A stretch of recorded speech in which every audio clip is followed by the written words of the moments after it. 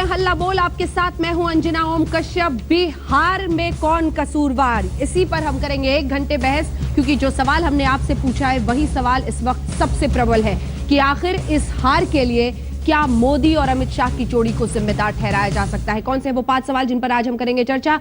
बिहार हार के लिए शाह को जिम्मेदार ठहराना क्या सही है? ये जो जोड़ी थी, संघ प्रमुख भागवत के आरक्षण के बयान पर सारा ठीकरा फोड़ देना, क्या ये सही है? तीसरा सवाल, बिहार में हार से एनडीए ने क्या सीखा है? शत्रुघ्न सिन्हा पर कार्रवाई की बात क्या गलत है? क्योंकि जिस तरह से कैलाश विजयवर्गीय ने उन पर बयान दिया है वो भी हम आपको सुनाएंगे। इसी के साथ जमीनी नेताओं की उपेक्षा से बीजेपी की हार हुई क्या? क्योंकि लोग जो गए दिल्ली से गए, मौर्या होटल में जो लोग टिके हुए थे पटना में, वो सब दिल्ली के बड़े बड़े दिग्गज नेता थे, फैसले ले रहे थे। तो क्या जो वहां के नेता थे उनकी उपेक्षा की गई? आइए सबसे पहले आपको सुना देते हैं। अब जितने मुंह उतनी बातें हो रही हैं, उतने ही बयानबाजी, उतनी ही वजहें बताई जा रही हैं। पहले एक बार सरसरी निगाह डाल लीजिए।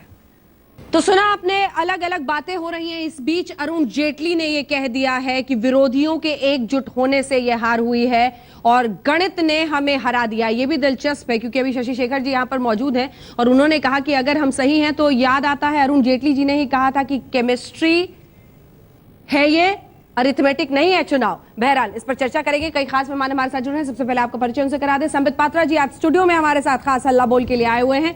हमारे साथ शशि शेखर जी यहाँ पर स्टूडियो में वरिष्ठ पत्रकार मौजूद हैं।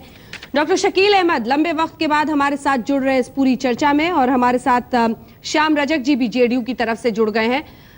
चर्चा की शुरुआत लेकिन करने से पहले आइए जरा आपको सुना देते हैं। अब एनडीए के अंदर से ही विरोधी स्वर, मांझी साफ साफ कह रहे हैं कि पाकिस्तान वाला बयान क्यों दिया। अकाली कह रहे हैं कि आपने आरक्षण पर संघ की तरफ से जो विवाद था उसको ठीक से हैंडल नहीं किया। सुनिए। मोहन भागवत जी का जो स्टेटमेंट आया आरक्षण के संबंध में, मैं समझता हूं कि आज समय आया, इस समय आने की कोई जरूरत नहीं थी। हालांकि कि उन्होंने कोई गलत बात नहीं की थी, उन्होंने पुनर्विचार का मामला नहीं कहा था, आरक्षण पर समीक्षा की बात कही थी। शुरू से मैं बोल रहा हूँ, अगर हम लोगों का मैं बहुत ज़्यादा अभी मैं आंकड़ों में नहीं जाऊँगा कि किसका कैडर कितना ट्रांसफ़र हुआ, किसको हुआ नहीं हुआ। हम लोगों का कैडर हर बार की तरह उतना ही एग्रेसिव वे में हमारे गठबंधन के साथ रहा। अगर महाराष्ट्र में अभी चुनाव हुए, मैं आपको बताना चाहता हूँ अभी इस वक्त, तो शिवसेना पूरा बहुमत महाराष्ट्र में प्राप्त करेगी, पूरा बहुमत। कभी भी आज चुनाव लीजिए, कल लीजिए, आप कभी भी चुनाव लीजिए महाराष्ट्र में, जो बिहार के नतीजे है उसका रिफ्लेक्शन। तो जो वोट विरोध वाली थी वो इकट्ठी होगी, मेन हार का कारण तो वो बना। दूसरा जो बयानबाजी आई कुछ लीडरों की खाने पीने के मामले में, चलने फिरने के नाम पे, किसी धर्म के नाम पे, सो उसका भी लोगों ने बुरा मनाया। सभी खास मेहमान हमारे साथ जुड़ गए हैं। संजय झा जी भी कांग्रेस पार्टी की तरफ से हमारे साथ जुड़ गए हैं। एजाज इल्मी साहब हमारे साथ जुड़ गए हैं। सबसे पहले लेकिन संबित पात्रा जी मैं आपके पास आना चाहती हूँ, और एक शेर मैंने खास तौर पर इस मौके के लिए निकाला है। बुलंदी देर तक किस शख्स के हिस्से में रहती है, बहुत ऊंची इमारत हर वक्त खतरे में रहती है। एक तो आपको जो जनादेश मिला था उसने आपकी इमारत को ऊंचा किया था, लेकिन उस पर आपने अपना गुरूर जोड़ दिया, अहंकार जोड़ दिया, असहिष्णुता जोड़ दिया, इंटॉलरेंस जिस तरह से देश बट रहा था उसको जोड़ दिया, महंगाई को जोड़ दिया, दाल की भागती हुई कीमतों को जोड़ दिया। अब सवाल यह है कि आवाज अंदर से उठ रही है, इसको कैसे संभालेंगे? देखिए अंजना जी, पहले तो हारे हैं कल, तो इसको स्वीकार कर लेना चाहिए। इसमें किसी प्रकार का इफ्स एंड बट्स और वो सब नहीं है। कॉन्ग्रेचुलेट भी करूंगा हमारे कांग्रेस के प्रवक्ता, बाकी लोग जो हैं, जो जिनको जीत हुई है। दूसरी बात है कि इंग्लिश में बड़ा अच्छा कहावत है कि success has many fathers, failure has none. Sir कल से कितनी बार बोल हम इसको और तो एक ही बार कुछ नया निकाल के लाएंगे। एक ही कहावत है तो कैसे आपके लिए इतना अच्छा शेर निकाला? नहीं, आज के दिन ये शेर नहीं है, ये तीर है। आप ये शेर थोड़ी हमें सुना रही थी हमारे लिए, ये तो हमारे पे तीर छोड़ रही थी आप, मगर हम तो शुक्र है वो पुराना नहीं चला रहे हैं ना सर। ये हार नहीं है, इसको झाड़ू पोछा सब कर देना कहते हैं। देखिए राजनीतिक जीवन में ऐसे समय आते हैं, और इस समय मुस्कुराकर स्वीकार करना और उसमें आत्मचिंतन करना, उसमें से शिक्षा ग्रहण करना, ये हर राजनीतिक के जीवन में आता है और ये हमारे जीवन में आया है। हम इससे शिक्षा लेंगे। इस पे मैं बहुत ज्यादा युद्ध करूंगा, आंकड़ों से लड़ाई करूंगा और अपने आप को इसमें डिफेंड करने का कोशिश करूंगा, ये उचित है। अब शकील अहमद जी के पास जाने से पहले मैं एक आंकड़ा आपके सामने रखना चाहती हूँ, फिर मैं शकील जी का इस पे रिएक्शन लूंगी। 28 सीटों पर अगर वो ग्राफिक्स हम दिखा सके, 28 सीटों पर आपका सीधा मुकाबला कांग्रेस पार्टी से था और उनमें से 19 सीटों पर कांग्रेस पार्टी जीत गई है और 9 सीटों पर बीजेपी।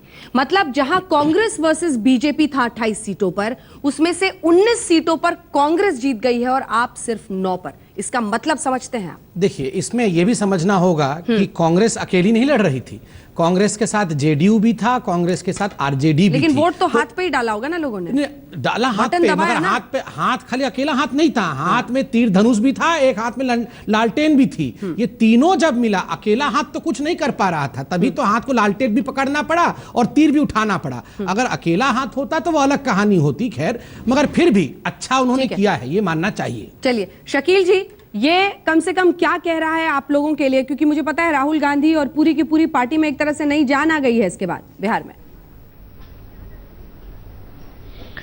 नहीं, देखिए, एक बात निश्चित रूप से है कि मोदी जी की नीतियों को बिहार के कई, एक जीत के और हार के एक कारण नहीं, कई कारण होते हैं। मेरे हिसाब से जो कारण है वो है कि मोदी जी के पिछले 1.5 साल के कार्यकलाप से पूरे देश के लोग निराश हैं और उसमें बिहार भी शामिल है। वो आकर्षित नहीं कर सका बिहार के लोगों को और उन्हीं के नाम पर वोट मांगा जा रहा था, मोदी जी के नाम पे। दूसरा कारण है नीतीश कुमार जी की जो लोकप्रियता थी, उनका जो पिछले वर्षों का शासन था, जिसको लोगों ने पसंद किया था। और तीसरा कारण मुझको लगता है बड़ा मोहन भागवत जी का जो बयान आया आरक्षण के विरुद्ध। ये सब जानते हैं कि आरएसएस आरक्षण के विरुद्ध है और भारतीय जनता पार्टी, आप याद कीजिए, विश्वनाथ प्रताप सिंह की सरकार गिरा दी थी भारतीय जनता पार्टी ने। जब मंडल कमीशन लागू करने पर समर्थन वापस खींच लिया था और विश्वनाथ प्रताप सिंह जी की सरकार गिर गई थी इसी भाजपा के आरक्षण विरोधी आचरण के कारण।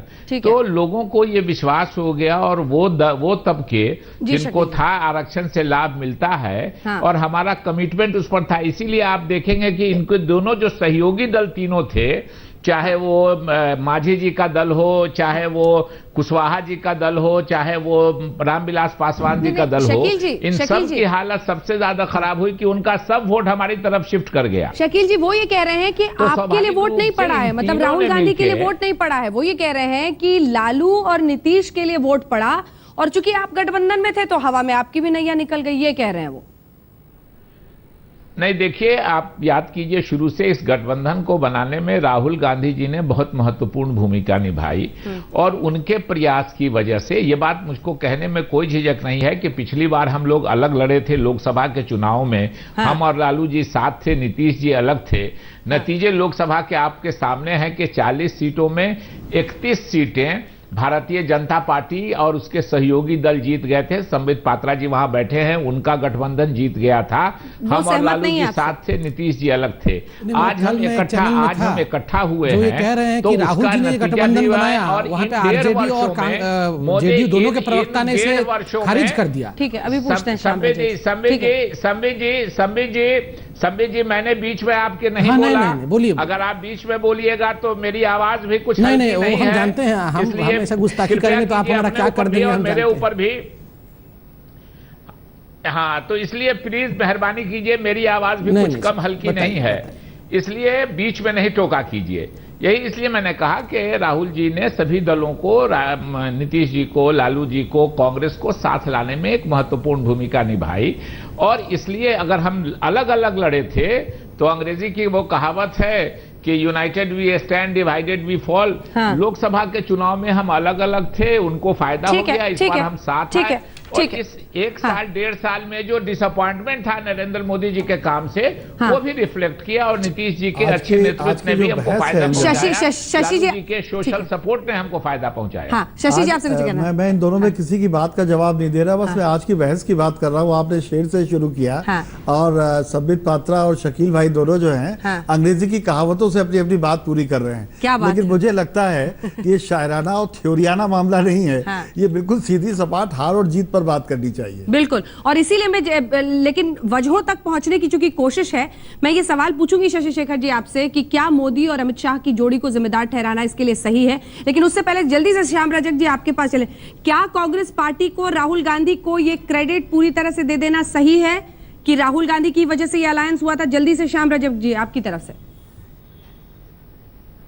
देखिए इस अलायंस में सबकी भूमिका ये पूरे अलायंस श्री मैंने नीतीश नहीं कुमार कहा जी की, भूमिका थी। शरद यादव जी की, राहुल गांधी जी की, लालू यादव जी की, सब लोगों ने मिल करके किया। जैसा शकील साहब ने कहा, राहुल गांधी राष्ट्रीय पार्टी के उपाध्यक्ष हैं, उनकी भूमिका थी, सोनिया जी की भूमिका थी, सब लोगों राहुल गांधी जी ने क्या मिल किया करके ये महागठबंधन बनाया था। राहुल गांधी जी ने क्या क्या किया गांधी जी की भूमिका है, पार्टी के राष्ट्रीय उपाध्यक्ष नहीं, क्या क्या किए थे वो तो एक एक विषय को अगर बताया जाएंगे तो बहुत विस्तारित होगा। राहुल लेकिन गांधी जी की भूमिका महागठबंधन में मुझसे सबकी पूछिए ना, भूमिका है। अंजना जी, राहुल गांधी जी की भूमिका मुझसे पूछिए। ठीक है, जल्दी से 2 लाइन में बता दीजिए। देखिए, राहुल गांधी जी ने अपनी पार्टी के, हमारी पार्टी में कई तरह की सोच थी कि समझौता होना चाहिए, लालू के साथ वो एक मंच पे नहीं आना चाहते थे ना। राहुल जी ने फैसला लिया। सर लालू जी के साथ वो एक मंच पर नहीं आना चाहते थे ना। जब हमारी कांग्रेस, नहीं अंजना जी, जब कांग्रेस की अध्यक्षा, आपको याद होगा, मैं डेट बताऊं, 30 अगस्त को गांधी मैदान की रैली में सोनिया गांधी जी, लालू यादव जी, नीतीश कुमार जी, शरद यादव जी, सब के सब साथ थे। तो जब हमारी अध्यक्ष उस मंच पर थी तो सारे कांग्रेसी उस मंच पर शामिल हो गए। इसलिए बार बार बात को ट्विस्ट करके कॉन्फ्लिक्ट पैदा करने की कोशिश नहीं करनी चाहिए। ठीक है, शशि शेखर जी जल्दी से, क्या नरेंद्र मोदी और अमित शाह की जोड़ी को वापस बीजेपी पर आते हैं जिम्मेदार ठहराना सही है? क्योंकि अब एक एक करके आवाजें उठ रही हैं। देखिए, ऐसा ये आवाज़ें तो इस तरीके की उठती रहती हैं और मैं इस बात से पूरी तरह सहमत हूँ कि अगर रिजल्ट अच्छे होते तो यही आवाज़ें कुछ उल्टी बातें बोल रही होती। तो ये राजनीति की रवायत है। पर एक बात ये भी सच है कि कैप्टन को कभी भी ये नहीं कहा जा सकता कि वो जिम्मेदारी नहीं लेगा। तो कैप्टन को जिम्मेदारी तो लेनी पड़ती है। और सर, अगर आप पटना गए थे तो पोस्टर पे 2 ही चेहरे लगे हुए थे। नहीं, कैप्टन को जिम्मेदारी लेनी पड़ती है। पर एक बात मैं यहाँ स्पष्ट कर दूं कि ये सिर्फ किसी नरेंद्र मोदी या अमित शाह का मामला भर नहीं था। हाँ। बिहार की जो लोकल जो टीम थी उसमें कुछ लोग बड़े एरोगेंस से व्यवहार करते थे। हाँ। और मेरी जानकारी में ये है कि उस एरोगेंस की वजह से भाजपा का जो लोकल जमीनी कार्यकर्ता था, जिसने लोकसभा में बड़ी जमकर मेहनत की थी, आरएसएस के वो लोग जो बाहर से आते थे, उनको ये लगने लगा कि बिहार में हमारी मेहनत का कोई फायदा हमें नहीं मिलने वाला है। तो सारा अगर ठीक रहा, सिर्फ अमित शाह या नरेंद्र मोदी हम वहां के मंत्रियों की दिखा रहे हैं, वहां के मंत्रियों की हम एक एक करके दिखा रहे हैं। गिरिराज सिंह का हमने दिखाया, नवादा में 6 सीटें, 2 बीजेपी को गई, 2 कांग्रेस को और 2 आरजेडी को। तो एक एक करके तमाम मंत्रियों की परफॉर्मेंस भी ये देखिए, आरजेडी को 2, कांग्रेस, बीजेपी, एक एक मंत्री की परफॉर्मेंस और रिपोर्ट कार्ड भी हम इसे 1 घंटे के बुलेटिन में रख रहे हैं। पाटलिपुत्र में देखिए आप, राम कृपाल में, यहाँ पर बीजेपी को सिर्फ 1, 3 चली गई आरजेडी को, कांग्रेस को 1, जेडीयू को 1। इधर पूर्वी चंपारण में राधा मोहन सिंह जी की हालत आप देखिए, यहाँ पे 3 हालांकि बीजेपी को मिली है, लेकिन आरजेडी को 2, एलजेपी को 1 जी।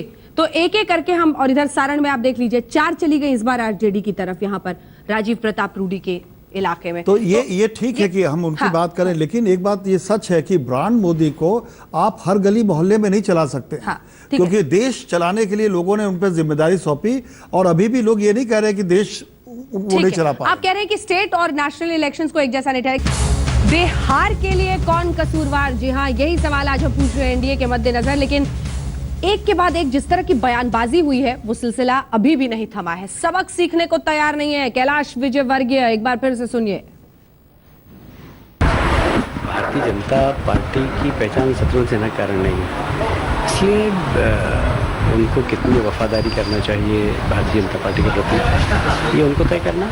जब गाड़ी चलती है, कुत्ता नीचे चलता है, कुत्ता समझता है गाड़ी मेरे भरोसे चल रही है। तो ये पार्टी कोई एक व्यक्ति के भरोसे नहीं चलती है, पूरा संगठन है और यहाँ पर एक बड़ी श्रृंखला है। एनडीए को मिली करारी शिकस्त और उसी पर हम कर रहे हैं चर्चा कि आखिर वजह क्या हो सकती है। क्या अमित शाह और मोदी की जोड़ी को जिम्मेदार ठहराया जा सकता है? तो एक कारण शत्रुघ्न सिन्हा भी बताए जा रहे थे और उसी पर खबर इस वक्त ये है कि शत्रुघ्न और आरके सिंह पर कार्रवाई संभव है।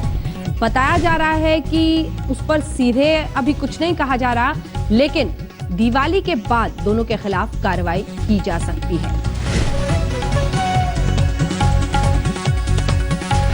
बयानबाजी पर कार्रवाई संभव है। अगर आपको याद हो, बीते दिन उन्होंने ये कह दिया था कि अगर ताली कैप्टन के सर पर तो गाली भी कैप्टन को ही मिलनी चाहिए। सभी खास मेहमान हमारे साथ बने हुए जिनसे हम चर्चा कर रहे हैं। सबसे पहले संबित पात्रा जी, आपके पास आते हुए, इनके डायलॉग तो खैर समझ लेंगे, हीरो हैं, एक्टर हैं, मूड में रहते हैं, कैरेक्टर में रहते हैं। ये कैलाश विजयवर्गीय क्या कह रहे हैं, मतलब सीखने को तैयार नहीं है। कैलाश विजयवर्गीय आज भी इस तरह का बयान देते हैं कुत्ते, और ये कुत्ते से ऑब्सेशन क्या है आपकी पार्टी के नेताओं का? ये बड़ा खतरनाक जानवर बन गया है। हाँ। देखिए, सही बात है कि हम लोग सबको बहुत सोच समझ के बोलना चाहिए। कैलाश विजयवर्गीय जी बहुत सीनियर व्यक्ति हैं, उन्होंने ऐसे किसी इंटेंशन से जरूर नहीं कहा होगा।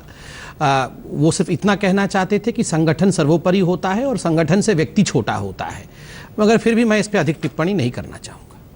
नहीं, आप कहेंगे नहीं कि ये गलत है? नहीं, देखिए, मुझे लगता है राजनीतिक जीवन नहीं, में ये टिप्पणी नहीं क्या होता है संबित पात्रा जी? देखिए, मैं तो आपको खुल के कह रहा जनरल हूं। सेक्रेटरी हैं आपकी पार्टी के, वो ठीक बात है। General secretary Bharatiya Janata party, अपनी पार्टी के सांसद शत्रुघ्न सिन्हा को कुत्ते का बच्चा बोलेंगे और आप कहेंगे मैं उस पर टिप्पणी नहीं करूंगा। वो कुत्ते शब्द का जरूर प्रयोग किया होगा, मगर शत्रुघ्न जी के लिए किया है ऐसा मैं नहीं मानता हूं। उन्होंने एक गलत उदाहरण देने की कोशिश की, वो उदाहरण अवॉइड किया जा सकता था, इसीलिए मैं कह रहा हूं कि इस पे मैं टिप्पणी करना नहीं चाहूंगा। चलिए, कुत्ते से तुलना की है, ये अपने आप में निंदनीय है और कम से कम आपको निंदा करनी चाहिए। टिप्पणी से बचना ही तो बच कर यहाँ पर पहुंचे हैं कि बिहार से लगता है पूरा सफाया ही वहां पर हो गया है। आपके पास मैं आऊंगी शकील जी, लेकिन उससे पहले अब राकेश सिन्हा जी संघ विचारक हमारे साथ जुड़ गए हैं। राकेश सिन्हा जी, सीधा सवाल इधर उधर किए बिना, क्या संघ ने इस बार हाथ खींच लिया था? क्योंकि सीधे सीधे आरोप मोहन भागवत पर लग रहा है और ये कहा जा रहा है कि मोहन भागवत जी के, और ये बीजेपी के ही सांसद तमाम कह रहे हैं, मोहन भागवत जी के आरक्षण वाले बयान की वजह से हार हुई। जवाब दीजिए। देखिए, भारतीय जनता पार्टी के अध्यक्ष, प्रवक्ता और अरुण जेटली जी ने तीनों ने साफ कर दिया कि इस बयान का चुनावी वोटिंग पैटर्न पर कोई असर नहीं पड़ा। हुकुमदेव नारायण यादव जी या कोई व्यक्ति अगर ऐसा सोचते हैं तो ये उनकी गलत फहमी है। यह मैं यह सोचना पूरी तरह से गलत मानता हूं। मैं दो बातें बताना चाहता हूं। भारतीय जनता पार्टी और जनसंघ 1952 से बिहार में चुनाव लड़ रही है। राष्ट्रीय स्वयंसेवक संघ 30 के दशक से बिहार में सक्रिय है। गरीब, गांव के लोग, आदिवासी, दलित और पिछड़ी जाति के लोग संघ को जानते हैं। मोहन भागवत जी के बयान को कई बार हमने बता दिया है। संघ के स्टैंड को लोग जानते हैं। ओबीसी के लोग, दलित, आदिवासी और पिछड़े उनकी चेतना का स्तर इतना नीचे नहीं है कि भागवत जी के बयान को नहीं समझ सकें। इसलिए लगता है कि हुकुमदेव नारायण यादव जी ने बहुत गलत बयान दिया है, उनको इस बयान को वापस ले लेना चाहिए। मूल बात यह है, हुकुमदेव नारायण जी से मैं पूछना चाहता हूं कि 5 दशक से सांसद हैं, उन्होंने भारतीय जनता पार्टी के सामाजिक आधार बढ़ाने के लिए क्या किया? लोकतांत्रिक संघर्ष के आधार पर पार्टी के सामाजिक आधार को बढ़ाना चाहिए, जिससे कि जातीय समीकरण के आधार पर जो लोग सामाजिक समीकरण की बात करते हैं उसको तोड़ा जाए। लोकतंत्र में लोकतांत्रिक संघर्ष ही एकमात्र रास्ता है जिसके आधार पर आप जातीय समीकरण से ऊपर जाकर लोगों का ध्रुवीकरण कर सकते हैं। राकेश जी, आप कहां उलझ रहे हैं? एक सेकंड, आप थोड़ा सा उलझ रहे हैं। हुकुमदेव जी का कद कभी भी मोहन भागवत जी के जितना नहीं हो सकता, आप इस बात को समझिए। आप हुकुमदेव पर 10 उंगली उठा दीजिए, लेकिन यह समझिए कि क्या मोहन भागवत जी को बिहार के चुनाव के वक्त ये जानते हुए कि वहां पर जातिगत राजनीति किस तरह से हावी रहती है, वहां पर यह बयान देना चाहिए था? क्या उनकी टाइमिंग गलत नहीं थी? सीधा सा जवाब 2 लाइन में। कोई भी टाइमिंग गलत नहीं है। पिछड़े हरिजनों के लिए, आदिवासियों के लिए, अनुसूचित जाति जनजाति के उत्थान के लिए कभी भी बात करने का कोई शुभ अवसर 365 दिन 24 घंटे होते हैं। मोहन जी ने आरक्षण के अंतर्गत आने वाले लोगों को आरक्षण का अधिकतम लाभ मिले, उनका कैपेसिटी बिल्डिंग हो, इसके लिए बात कही। इसकी अगर गलत व्याख्या करते हैं, गिमिक्स करते हैं, यह गिमिक्स भाषणों के लिए, टीवी डिबेट के लिए है। आम लोगों पर इसका कोई फर्क नहीं था। आम लोगों में एक ही फर्क था, जो जिन लोगों के पास जुबान नहीं थी, मोहन भागवत जी को जुबान प्रदान किया। शकील अहमद जी, ये बस टीवी गिमिक है कह रहे हैं वो। देखिए, आरएसएस के प्रवक्ता हैं राकेश जी, डिफेंड करेंगे ही मोहन भागवत जी को, लेकिन जो वास्तविकता है वो हम आप सबके सामने है। बीजेपी ने, मैंने पहले भी कहा है कि विश्वनाथ प्रताप सिंह जी की सरकार गिरा दी थी इसी मंडल कमीशन को लागू करने के विरोध में। बहाना बनाया था दूसरा, लेकिन असल उनका जो विरोध था वो मंडल कमीशन लागू करने के बारे में था। आरएसएस के बारे में बीजेपी कहती है कि हमारा सुप्रीम कोर्ट है, और जब सुप्रीम कोर्ट का संचालक यानी चीफ जस्टिस कहता है कि आरक्षण के विरुद्ध में बयान देता है, और आरएसएस आरक्षण किसी भी तरह के आरक्षण के विरुद्ध है, ये पूरे देश की जनता जानती है, जो लोग आरएसएस को जानते हैं। तो बिहार के पिछड़ों का और दलितों में ये मैसेज चला गया कि ये जीतेंगे तो हमारा आरक्षण छीन लेंगे और कहेंगे कि हमको तो उसके लिए जनादेश मिला है। और सबसे बुरी हालत इन्होंने करा दी इनके जो सहयोगी दल हैं, रामविलास पासवान जी, उनका दलित आधार है, उनको लगा। जो कुशवाहा जी हैं, उनका पिछड़ा का आधार है, उनको लगा। जो माझी जी हैं, उनका दलित आधार है, उनको लगा। और तीनों की हालत क्या करा दी मोहन भागवत जी ने और भाजपा ने। चुनाव के नतीजे आपको बताएंगे, एक को 3 सीट, एक को 1 सीट, एक को 2 सीट। ये सिर्फ मोहन भागवत जी के बयान की वजह से हुआ है, इसलिए कि उन्होंने स्ट्रांगली इलेक्शन में बीजेपी का बड़प्पन देखते हुए स्ट्रांगली रिफ्यूट नहीं किया मोहन भागवत जी के बयान को इन तीनों नेताओं ने, जिसका खमियाजा बीजेपी के अलायंस पार्टनर्स को भोगना पड़ा है। 30 सेकंड मुझे चाहिए। 30 सेकंड। अंजना जी 30 सेकंड है, 30 सेकंड। मेरा एक सवाल है शकील साहब से। शकील साहब बहुत वरिष्ठ व्यक्ति हैं। यदि मोहन भागवत जी का बयान नहीं होता तो आप मान रहे हैं कि भारतीय जनता पार्टी को 170 सीट आती और गठबंधन को 50 सीटें आती, तो आप मान लीजिए इस बात को। नहीं, मैंने दोनों बातें कही हैं। एक कारण एक हार जीत का नहीं होता है। आपके आने के पहले राकेश जी मैंने 3 कारण गिनाए हैं।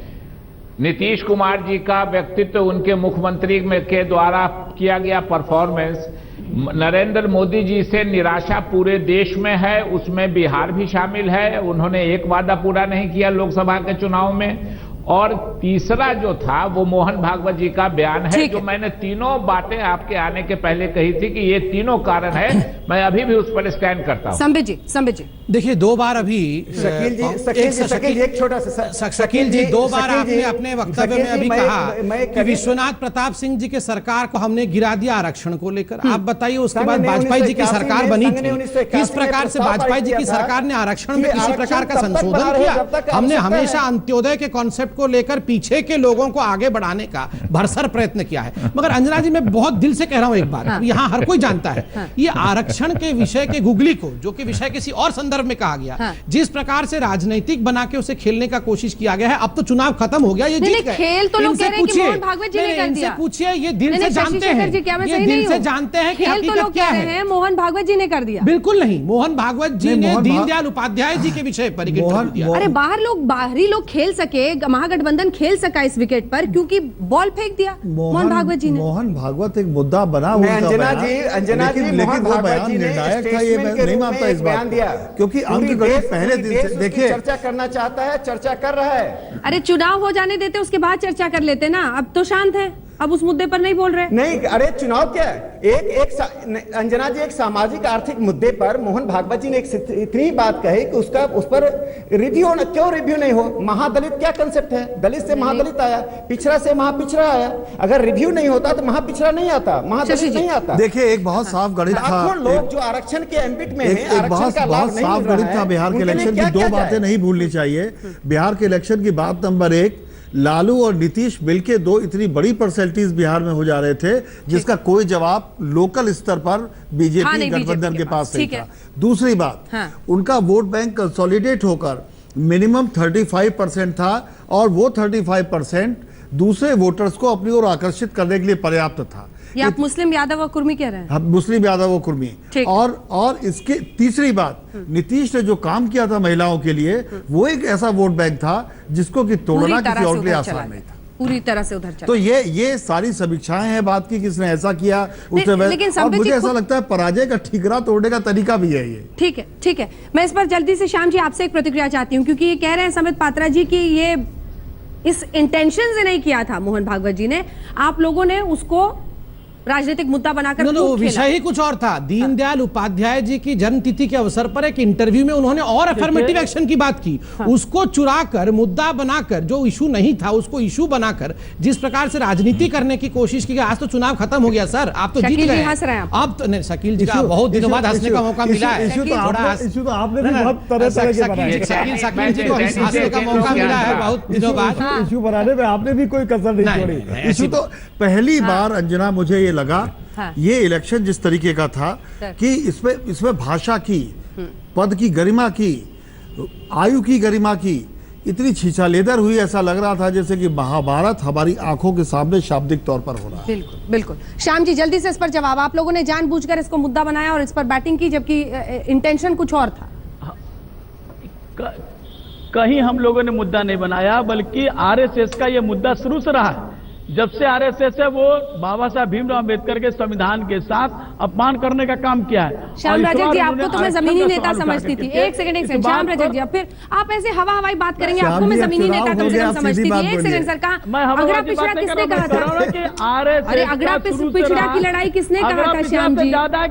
अब आप लोगों को रोज याददाश्त के लिए एक विटामिन टैबलेट देना पड़ेगा। मतलब ये नहीं कि फॉरवर्ड बैकवर्ड, मैं बराबर नीतीश कुमार जी ने कहा, लालू यादव जी ने भी कहा कि हम देश के जो समाज के जो पिछड़े हुए लोग हैं, जिसकी बात बाबा साहब ने कही थी कि जो पिछड़े लोग हैं मुद्दे पर तमाम लोग। शशि जी, आपको कुछ कहना चाह रहे हैं? श्याम रजक जी, मेरा एक सवाल आपसे।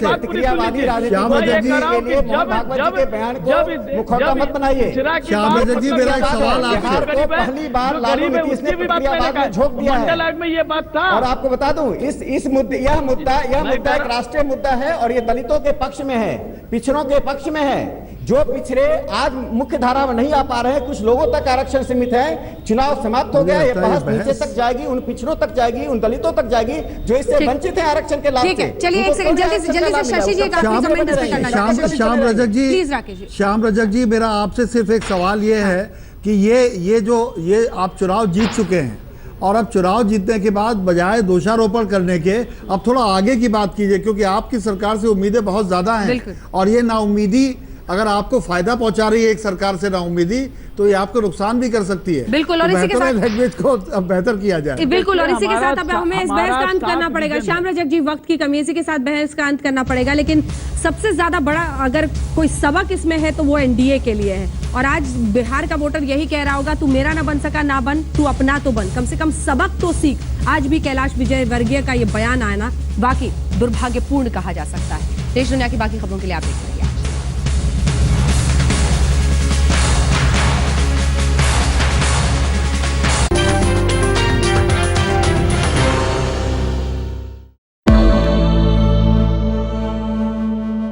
निसगम मनि पमग नि पमग सनि पमनि सपस। जहाँ तक याद आती रहेगी।